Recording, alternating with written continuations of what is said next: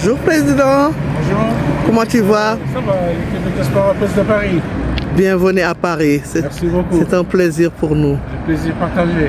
Ça va? Ça va, bien, merci. Ça va. Super. Bien, merci. Alors, c'est quoi le thème d'aujourd'hui pour l'émission de Ma Voix? Bon, le thème c'est un peu spécial aujourd'hui. C'est un thème que j'ai à cœur. Donc je suis venu spécialement pour parler avec Maître Amadou Cissé. Donc pour l'émission Ma Voix. Donc aujourd'hui je vais m'exprimer en Wolof. Comme ça le message puisse passer parce que c'est la diaspora ñoo ma yónni.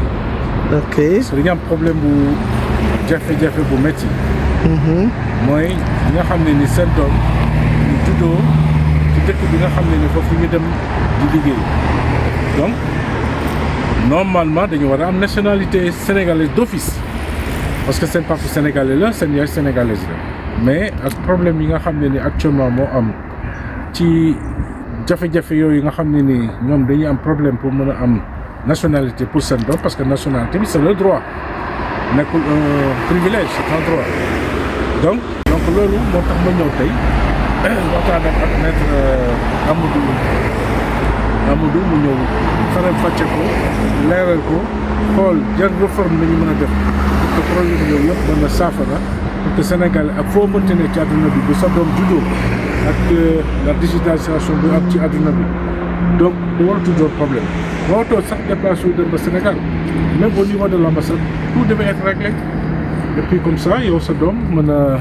nekk un bon citoyen sénégalais quel que soit ak fu mu mënti ne donc loolu moo tax tey ma ñëw waxtaan ak maître Amadou mu leeral ñu ko maa ngi leen di remercier ci accueil bi et di leen jox rendez-vous ba ci kanam à tout à l'heure. Merci. salaamaaleykum téléspectateurs yi ñu ngi leen di nuyu seen tur seen sant ak fi ngeen mënti ne ñu ngi leen di nuyu di leen jaajëfal di rafetlu tout le temps seen suivi ci émission Ma Voix mu leen soxal loo xam ne nii diaspora bi moom moo ko moom donc Ma Voix dama leen koy rappeler moom moo servir de pont entre le Sénégal et les diasporas donc tey ñoo am benn invité bu mag bu am solo ñu wax ci thème boo xam ne dafa am importance muy jafe-jafe tous les Sénégalais maître Amadou Cissé bii sax dund na ko ci procédure yi nga xam ne ni lenteur yi nga xam ne ni moo am ci suñu administration te mu nekk loo xam ne ni am nationalité warul nekk un luxe warul nekk un privilégié dafa nekk droit tey nag ñu seet si maître mu farañ farcee ñu expliquer ñu lu bari ci li nga xam ne ni peut-être buñ ko defee def ay réformes pour que suñu doom yi fu ñu mënti juddoo ci àdduna bi ñu mën a am nationalité. waaw maître maa ngi lay nuyu di la sant. maa ci ni ñu accueillir parce que su jot dafa jafe. waaw pour jotal la ça fait 3 mois yi nga xam ne ñi ngi jéem a xool ni ñu mën a def suñu enregistrement bi pour nga wax ci thème bi mais tey la ko yàlla dogal ñu ngi lay ci remercier bu baax di la souhaiter bonnes heureuse année toi et ta famille donc maître ñu ngi lay nuyu. merci maa ngi lay fay di nuyu auditeurs yi ak téléspectateurs u émission Ma Voix réalisée par Pulse Diaspora. Tout à fait, oui, voilà. Di leen souhaiter également une bonne et heureuse année di leen ñaanal mu nekk atum jàmm atum xéwal atum wér-wérle ak atum yokkute surtout ci Sénégal ak waa diaspora bi. Merci maître.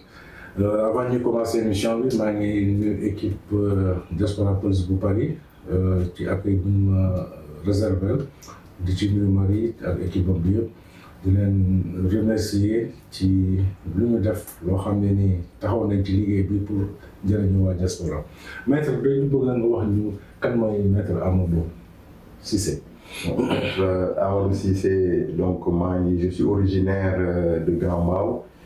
J'ai fait mes études secondaires à Rufisque et je suis arrivé en France après le bac. J'ai suivi un cursus universitaire d'abord en administration économique et sociale, puis en droit. Donc j'ai un master en droit des affaires, un master en gestion des entreprises et un master 2 en ingénierie des réseaux de franchise. Par la suite, j'ai fait l'examen du barreau et je suis inscrit au barreau de Metz depuis 2009. La même année, j'ai créé mon cabinet et j'exerce depuis au barreau de Metz. Mais qu'est-ce que tu as aussi comme président de l'association des Sénégalais? Ah si, lors ça mon parcours là, parce qu'il y avait une nécessité pour étudiants regroupés autour d'une structure pour régler les problèmes yi ñu doon jànkonteel en tant qu'étudiant. Donc j'ai été président de l'association des étudiants et stagiaires de Strasbourg entre 2000 et 2003. Et avec l'équipe qu'on avait, on a su faire de grandes réalisations au niveau de Strasbourg. Et puis les étudiants qui sont venus après ont repris le flambeau et l'association est toujours active à Strasbourg. Beau parcours. En tout cas, maître léegi man tey waa diaspora bi ñoo ma yónni. Parce que dañu am benn problème boo xam ne c'est un problème général. mu nekk loo xam ne lu doy waar la parce que jur sa doom mu nekk sénégalais loolu yaay nekk sénégalaise pour mu am nationalité mu nekk un problème. am na ci Sénégalais yoo xam ne ni dañuy jugee sax si dëkk bi ñu nekk jël congé. Parce que congé boo ko jëlee c'est pour se reposer mais ñoom dañuy jël congé dem Sénégal dagg bii def ay dépenses pour mën a toppatoo këy seen doom su ko defee da ngay def service compétent yi nga xam ne ni ñoom ñoo la toppatoo loolu ku nekk di la wax da ngay jaar fii da ngay jaar fii ba nga xam ne yow ce séjour bi la tax loo taxoon dem sax finalement du sotti ñoom ngay mujj ñibbi si parce que liggéey baa ngay xaar donc loolu lan moo indi lenteur administrative bi ñu compliqué te vraiment am na ay ambassade un peu partout. Avec la digitalisation de la législation nga xam ne ni actuellement c'est moderne war nañu mën a dem à l'ambassade avec un clic que tout se passe bien lan moo indi jafe-jafe yooyu. Tout à fait. Alors sujet bi nga abordé sujet bu am solo la lu ñu war a waxtaane la trouver ay saafara ci jàngoro boobu. Parce que nit ñi xëy na jóge nañ Sénégal. Mais ils ont le Sénégal profondément attaché à leur cœur. te ñu ci bëri dañuy bëgg donte seen doom fii la juddoo dañuy bëgg ñu am këyitu sénégalais. Donc war nañ ci waxtaane ba xam nan lañu mën a def pour yombal démarche yi. D'autant que Sénégal dëkk boo xam ne nii la am na ay représentation pratiquement si pays diaspora bi établi yëpp bon bu ma jëlee comme France am na Paris mais am na ay consulat aussi Bordeaux Strasbourg Nantes et yooyu donc warul mën a nekk loo xam ne nii day indi jafe-jafe parce que bu ñu defee application code de la famille sénégalais am na article 42 dafa wax ne acte état civil bu ñu établir par un pays étranger ça fait foi donc su ma jëlee exemple France ku doomam juddoo France mu nekk sénégalais am acte de naissance français boo xam ne ni c'est établi par l'administration française su demee consulat indi acte de naissance boobu indi preuve nationalité sénégalaise am indi preuve filiation entre moom ak doomam problème warul am lenteur administrative warul am tout à fait il s'agit juste ñu appliquer loi bi problème bi nag mooy loi ay nit ñoo koy appliquer et souvent si application bi nit ñi di def ci la problème bi di nekk donc ñi nga xam ne daal teg nañ leen fi pour ñu nekkal fi Sénégalais yi war nañ bàyyi xel ci jafe-jafe yooyu yombalal leen ko parce que acte de naissance c'est quelque chose de très important c'est quelque chose de fondamental parce que mooy li nga xam ne nii moo lay lié ak fi nga xam ne nii fa nga askanoo kon war nañ fexe ba yombalal ko waa diaspora bi ak fu ñu mën a nekk. Tout à fait donc blocage bi nekkul ci dëkk bi nga xam ne nii mooy ce pays d'accueil mais problème bi au niveau du pays d'origine la le Sénégal blocage bi foofu la nekkee wala. non ak comme sujet bi nga évoqué. jarul sax ngay dem Sénégal normalement. tout à fait jarul ngay dem Sénégal fii bu fekkee ne France la mën nañ ko régler ici à Paris. ci ambassade bi. exactement loolu lay jariñ. une représentation consulaire. loolu lay jariñ. dafa ñëw pour yombalal démarche administrative yi. ñi nga xam ne ni Sénégal lañu askanoo. pour ñu bañ a am yenn tracasseries administratives yi. mais fii parfois pour nga am rendez-vous. Ambassade c'est tout un problème. am na ci ñu bëri ñoo xam ne ni province la ñuy jógee. dañuy jël une journée de travail boo xam ne ni ils sont obligés jël congé te du tax li nga xam ne moo leen taxaw na jóg sotti. donc am na ay jéego yu ñu si war a def bon soo demee si surtout ambassade Sénégal am na ay progrès yu ñu def si en matière d'information de la diaspora sénégalaise. donc ñu ngi leen di encourager ñu continuer si voie boobu. et puis di bàyyi xel ci préoccupation wu waa diaspora bi nekk à l'étranger. donc ay réformes dañu war a defar ay réformes par rapport à ça. non pour man jaru ko alors réforme état civil nag. bu réforme waree am. loolu ci procédure établissement acte de naissance yi Sénégal la war a am. du sax réforme parce que boo xoolee boo ubbee code bi boo xoolee. liñ ci war a def yëpp. mu ngi ci. loi la quoi. waaw liñ ci war a def yëpp. nan la ñuy enregistrer naissance. fan lañ koy enregistrer. kan moo koy enregistrer. lan mooy rôle officier état civil bi. kan moo koy contrôler. nan lañ koy enregistrer au tribunal sous le contrôle du procureur de la République loolu yëpp am. donc du affaire loi du affaire réforme. affaire application loi yi nga xam ne ni am na. te aujourd'hui ce qu'on constate c'est que il y a une forme de légèreté. administrative dans l'établissement des actes de naissance sénégalais. De sorte que ay sénégalais dañuy am ay jafe-jafe pour lijjanti yenn documents yi. en tant qu'avocat mën naa ci témoigner. man aujourd'hui j'ai des clients yoo xam ne nii Sénégal lañu juddoo. seen papa français la. ñoom ñu nekk français ak sénégalais. ñu yor carte d'identité française war a renouveler seen carte d'identité parce que bon 10 ans la doon durer après ñu yokk ko 15 ans. suñu demee demander certificat de nationalité dañ leen di demander seen acte de naissance. il se trouve que il y a beaucoup d'erreurs sur les actes de naissance. Or un acte de naissance étranger n'a de valeur probante en France que s'il est régulier en la forme. donc tubaab bi lan la ñuy def dañuy dem xool code de la famille sénégalais. xool loi bi lan la fa wax ci acte de naissance. ñëw soo lay indilee acte de naissance sénégalais ñu ne la mais yow sa acte de naissance bi conformul ak seen propre loi. kon ñun mënuñu ko nangu. il y a un problème. exactement tout à fait. li may wax nii dina am auditeurs yu bëri yoo xam ne ni dinañ ci gis seen bopp. am nañu ñoo xam ne ni dañu bëgg a indi seen doom fii. problème boobu la ñuy jànkontol. am na ñoo xam ne ni dañuy marié dañuy nekk fii France. am nationalité française dem Sénégal takk fa soxna.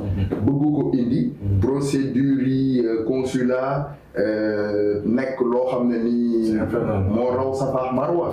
waaw mu sonal leen ba am na si ñoo xam ne ni dañuy décourager du ñu am benn solution. donc je pense que il est temps. c'est une chose de très important. tout à fait. acte de naissance. c'est le premier acte bu nit di am su ñëwee àddina. c'est un droit. donc du loo xam ne nii. dañ ko war a traiter avec légèreté. tout à fait. voilà donc. aussi bien au niveau du contrôle. parce que war nañu toll foo xam ne nii. Sénégalais bu ñëwee indi këyit fu mu ko mën a yóbbu. kenn du ci am sikki sàkk. exactement tolluñu foofu nag. tolluñu foofu loolu loo xam ne nii la war nañ ci am ay jéego. tout à fait donc problème mu nationalité bi double nationalité loolu du problème bi. je pense parce que loi Sénégal terewul nga am double nationalité mais pour jafe-jafe yooyu lan mooy solution bi nga xam ne ni c'est plus facile à mettre en place pour ça ñëpp mën ci am facilité comme ni nga expliqué léegi document acte de naissance pour que mu mën a am nationalité. Effectivement droit sénégalais dàqul double nationalité. Donc comme ni ma ko waxee sànq. koo xam ne ni doomam mu ngi juddoo Belgique. France Espagne Italie. ñu déclaré ko maternité foofu mu génne fa. am acte de naissance boo xam ne ni mairie fu mu juddoo moo ko établir. kooku papaam bu dee sénégalais wala yaayam. bu jëlee acte de naissance boobu. dem consulat ak carte d'identité war nañ ko mën a établir un acte de naissance sénégalais. mooy transcription wu acte de naissance wu dëkk bi mu juddoo defal ko. ñu transcrire ko sur les registres d'état civil sénégalais. loolu mën ko permettre mu am droit certificat de nationalité. këyit bu mu bëgg def ko. parce que loi bi leer na. ku sa papa di sénégalais wala sa yaay. ça a été changé dernièrement. sénégalais nga. kon papa ji su ñëwee wane na sénégalais la moo jur doom bi. mais doom bi sénégalais la. kooku warul mën a am benn jafe-jafe. effectivement donc problème bi yëpp comme ni ma ko waxee encore une fois.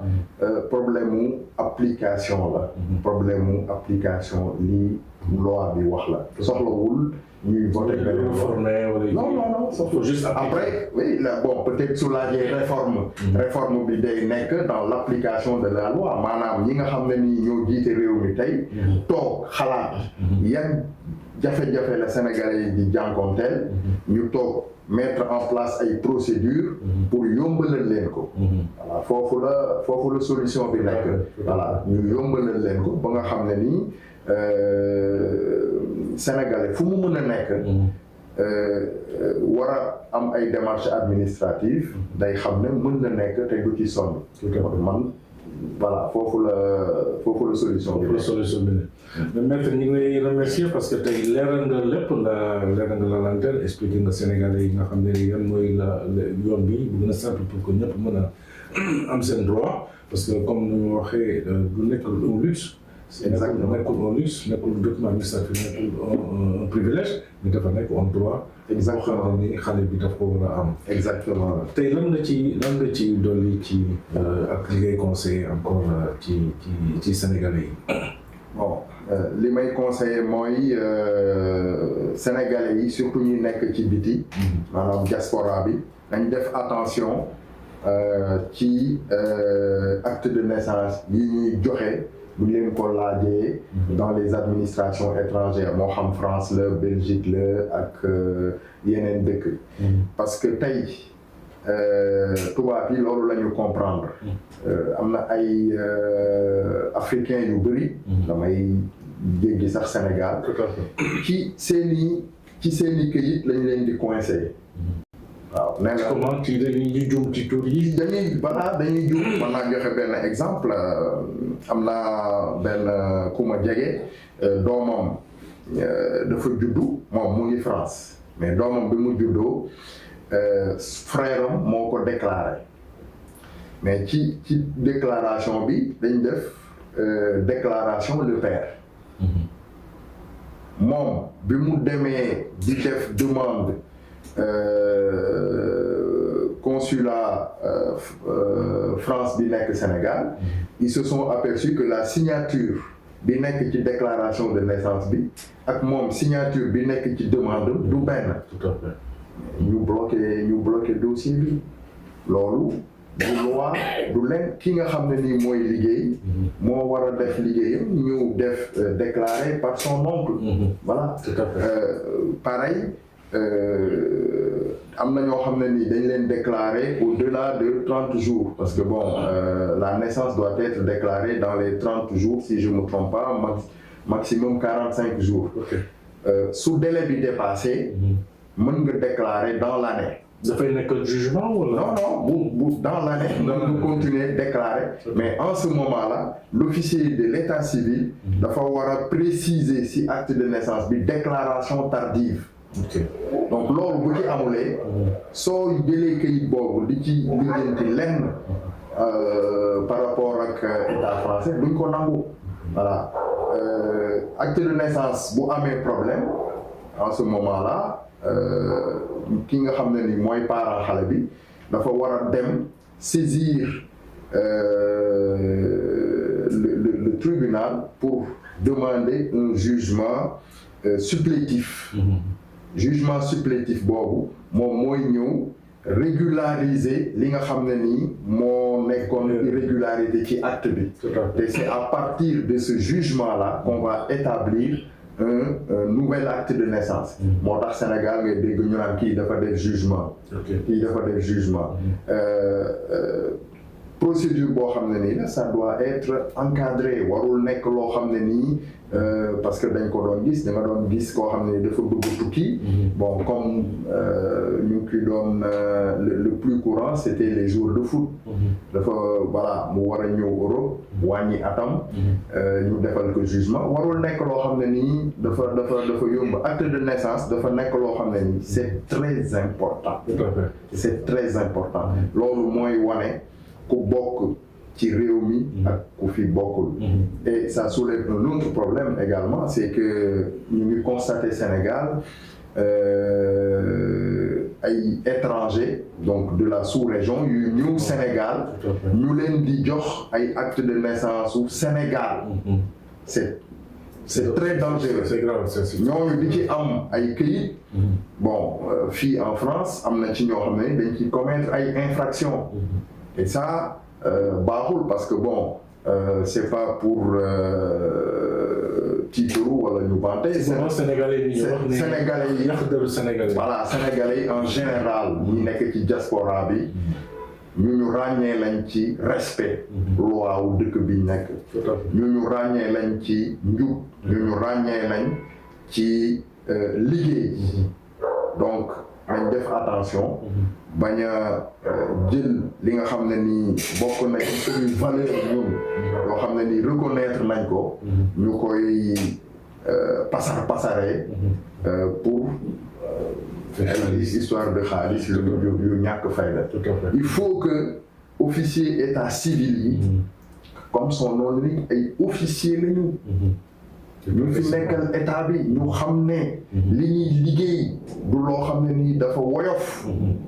voilà ñu am ci rigueur. c'est important. voilà kii nga xam ne nii am na droit. ñu jël temps defaral ko acte de naissance boo xam ne nii lii loi bi wax yëpp mu ngi ci.